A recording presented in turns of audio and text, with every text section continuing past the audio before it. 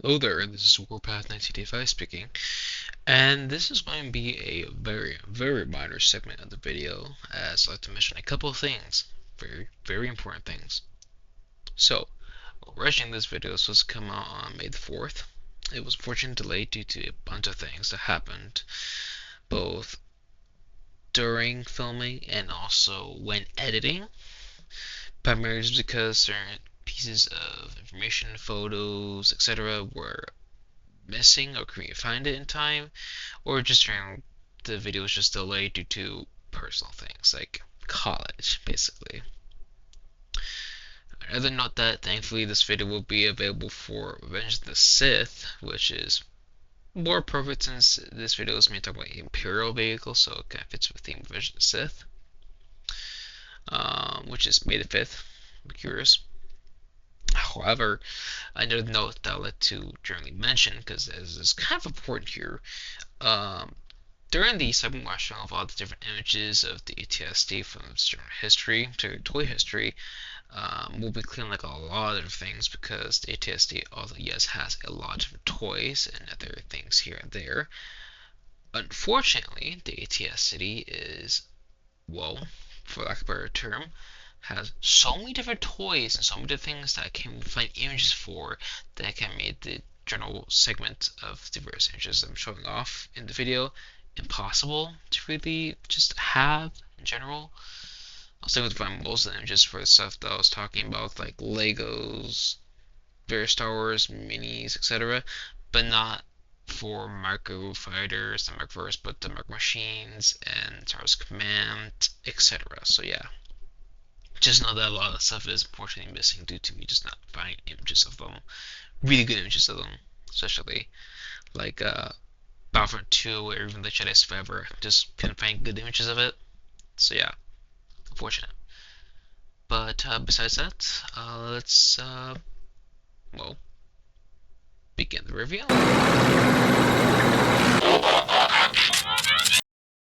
Hello there, this is Warpath 1985 speaking, and for today's May the 4th special, I shall be discussing the Star Wars The Black Series AT-ST and AT-ST Driver, and the later released, or totally re-released, AT-ST Driver from the Vintage Collection toy line during the, I believe it was 50th anniversary of Lucasfilm, maybe it was 60th, I can't quite remember what exactly specific anniversary was about. May have been like Return of the Jedi 4th anniversary.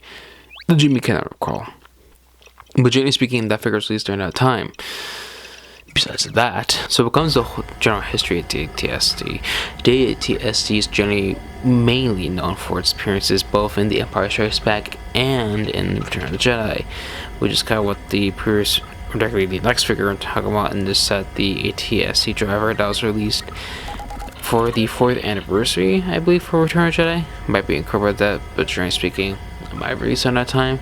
Or maybe the Lucasfilm anniversary set figures. Once again, can't remember. But generally speaking, the AT-ST is mainly associated with those two films. However, the AT-ST has appeared in many other films, comic books, and video games especially.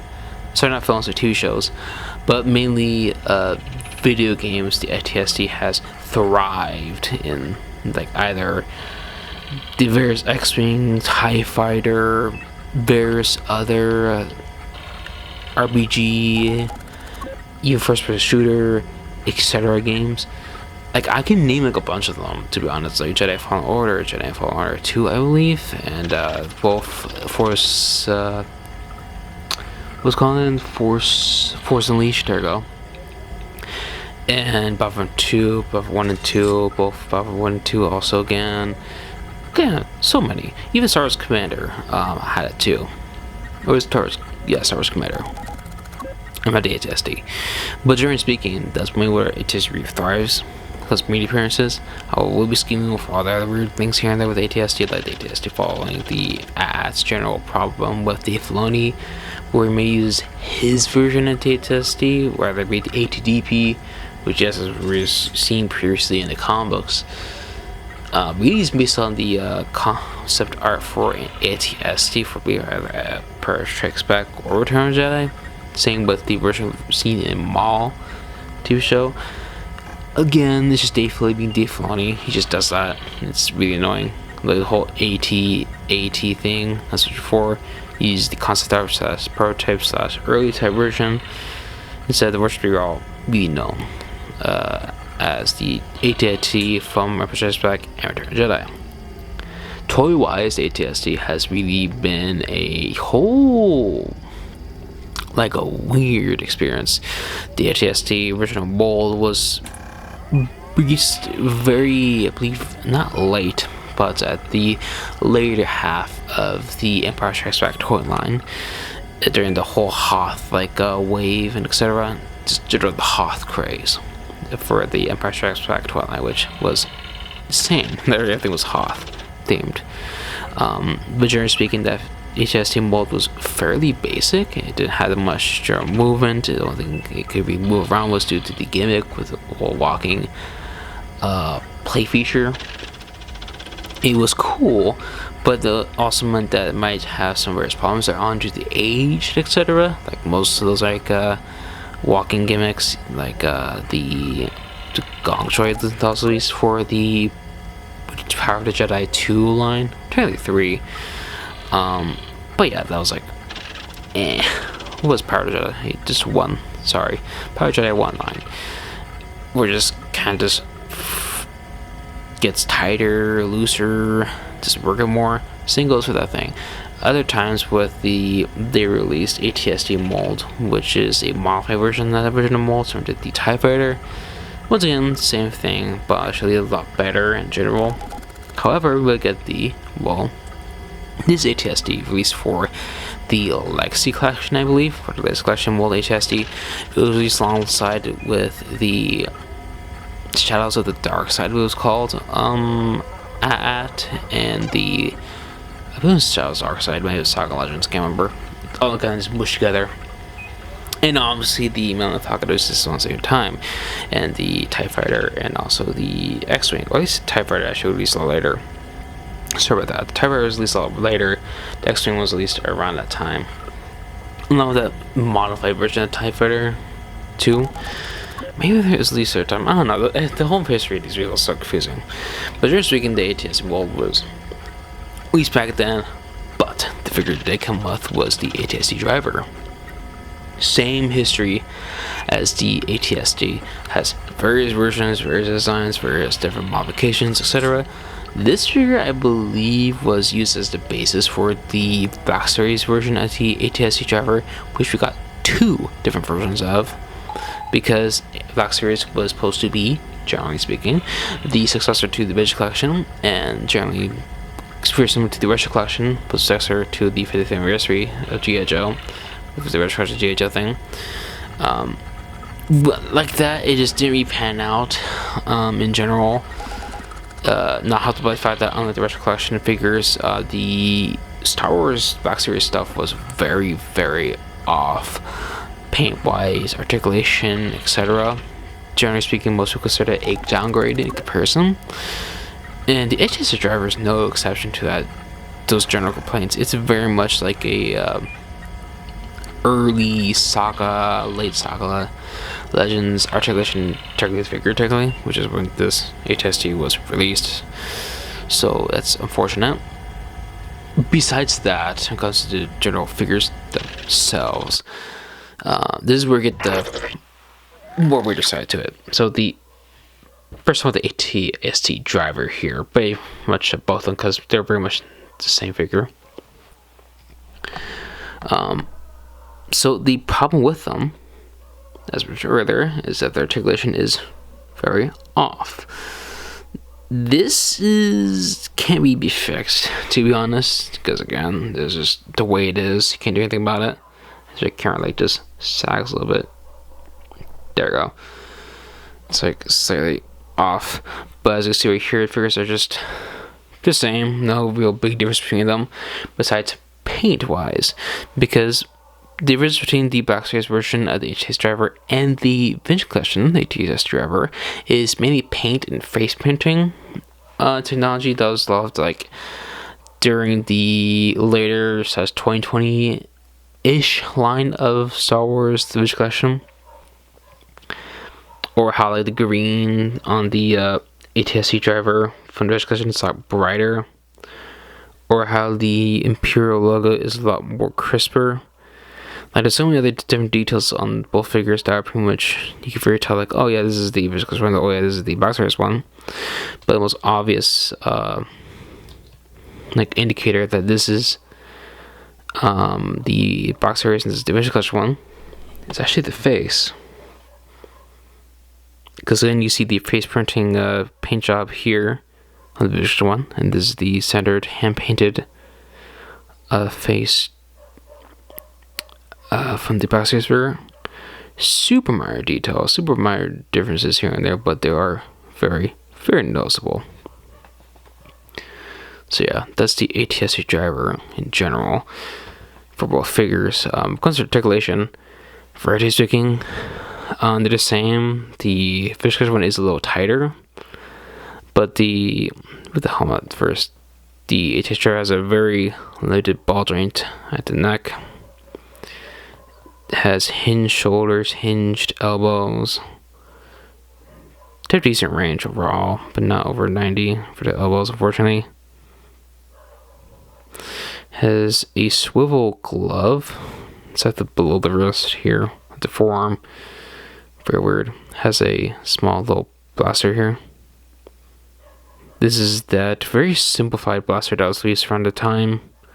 It's also reused for the Viscous one, if you're curious. It's not the version that was released for the Rogue One figures.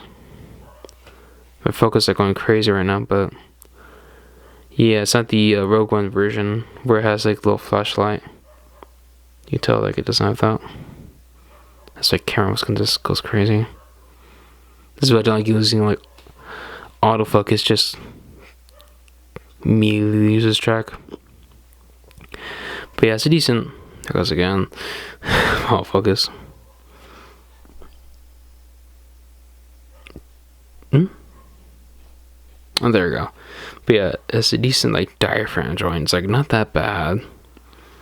Let's say focus goes off again. That's so annoying. As very simple kicks forward and back. Knee bend. Again. Here goes focus. Just gonna turn off autofocus because it's like getting annoying. There we go. Hinged ankles, which are very, very good considering general range. So like certain G.I. Joe figures that just have really bad range forward and back. This actually has really good range, which is confusing for a driver. But yeah, it's just, that's it. Just very simple articulation. Nothing really else to just mention about it. Just it works for it being a driver, but it's still unfortunate that it is limited in comparison to figures released during the time and afterwards, especially during Black Series when they introduced the newer articulation scheme with the thigh cuts and etc.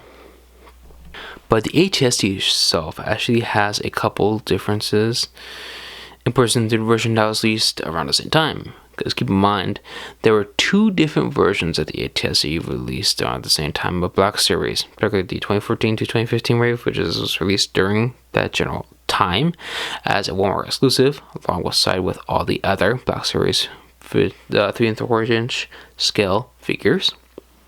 However, the difference between both ones that the Black Series multi-pack Endor Battle set figure, not figure but just vehicle of the AT-ST has mud on it, just around its mud paint on its the legs, the certain parts of the head has bow damage, etc. Versus to the released Chewbacca one we got recently in this collection. But it was like almost 2 years ago, I think. It might have been like less. And also the previous released version we got in Vintage Collection back in 2011, I believe. 2010 or 2012. I can't quite remember. It was at that general time of like very late Vintage Collection. Definitely before 2013 when the Box Series started. But this general AT-ST is technically supposed to be a Hoth version you can buy, or technically a less bottom version, the end version. Doesn't really matter because it's supposed to be the end version nonetheless. But still, you can use the Hoth version because it doesn't have that mud and etc. But like previous and later released AT-STs has a missile launcher piece for the chin gun. This is a simple missile launcher, just press this button here on the bottom. And yeah, that's it. It can be swapped out for the chin gun with a simple like mushroom peg. Not mushroom peg, but this little clip peg system, like so. But unfortunately, when you do attach it, it is very, very large. It reminds me of the, I get the problem with the vehicle later, but reminds me of the version seen in the video games where it has a much larger chin mounted cannon, which is very funny. These flaps and panels can be closed as they were seen in Empire Strikes Back, which is pretty cool. The canopy on top can be opened, like so. But the whole thing can open up to reveal some various technical details in the cockpit, which you can seat. As it's just pretty hard because the space and the height of the general AT-ST to show off on camera. But you can seat both drivers inside the AT-ST very, very easily. Thankfully, it's not like other Star Wars vehicles like technically the Armored Assault Tank from the Rogue One Vintage Collection subline, technically. That was released like 2018-ish. 2019, 2018-ish. But yeah, it's a lot easier than that in comparison. And the figures can be seated inside the AT-ST, like so.